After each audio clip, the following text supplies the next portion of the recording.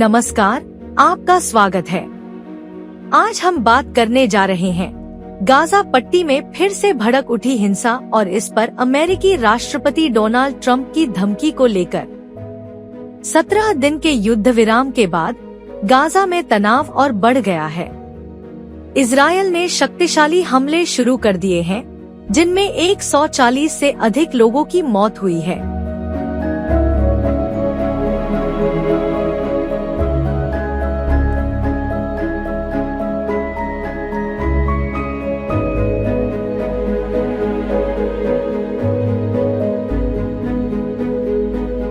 आइए जानें क्या परिस्थिति बनती जा रही है और इससे विश्व में क्या प्रतिक्रिया आ रही है। घटना का विवरण। 17 दिन पहले हमास और इजरायल के बीच युद्ध विराम हुआ था, लेकिन दुर्भाग्यवश शांति का यह अवसर ज्यादा दिन तक टिक नहीं पाया। इजरायली सैनिक की मौत और हमास द्वारा युद्ध विराम उल्लंघन के आरोपों के बाद इजरायल के प्रधानमंत्री बेंजामिन नेतन्याहू ने गाजा पर तत्काल और तीव्र हमले का आदेश दिया।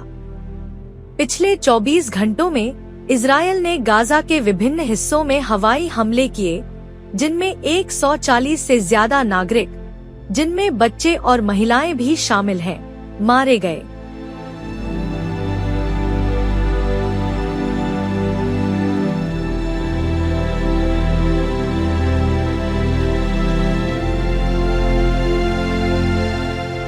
ट्रंप की धमकी और अमेरिका का समर्थन।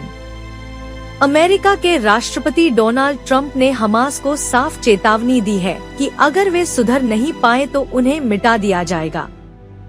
ट्रंप ने इजरायल का समर्थन करते हुए यह भी कहा कि यह उन लोगों की सुरक्षा के लिए जरूरी कदम है जो हमास के आतंक से ग्रसित है। ट्रंप के इस बयान के बाद इजरायल ने अपने अभियान को अंतिम चरण बताते हुए हमलों की गति और तेज कर दी है।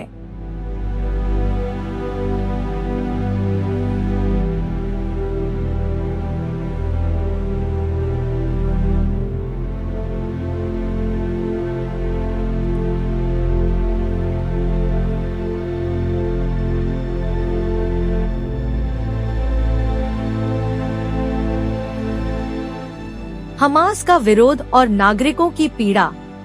हमास ने इस स्थिति को जनसंहार करार दिया है और कहा है कि ये हमले इजरायल की तरफ से अंतर्राष्ट्रीय कानूनों का उल्लंघन है। संगठन ने कहा है कि गाजा के नागरिक भारी संकट में हैं और यदि नागरिकों पर हमले बंद नहीं होते तो वे पूर्ण प्रतिरोध करेंगे। एक ऐसी ही दर्दनाक कहानी गाजा की महिला बाल चिकित्सक डॉक्टर अला अलनहार की है, जिन्होंने अपने 9 बच्चों को इस हमले में खो दिया है।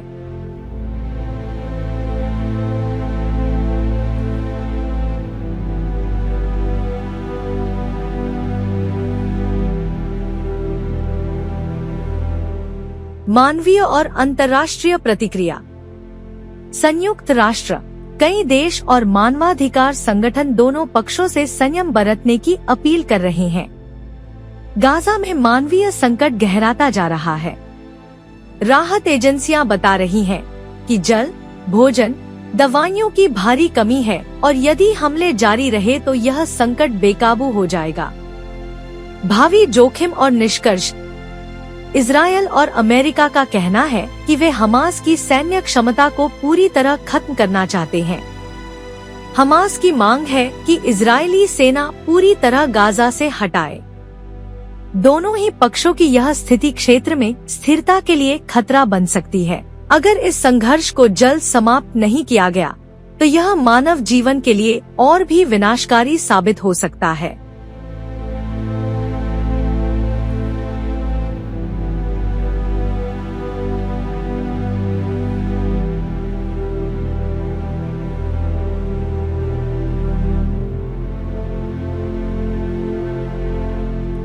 यह संघर्ष दुनिया के लिए एक गंभीर चुनौती है। हमें आशा करनी चाहिए कि जल्द ही दोनों पक्ष वार्ता के जरिए इसे सुलझाने की दिशा में कदम बढ़ाएंगे। आप हमारे साथ बने रहें और जानकारी के लिए जुड़े रहें। धन्यवाद।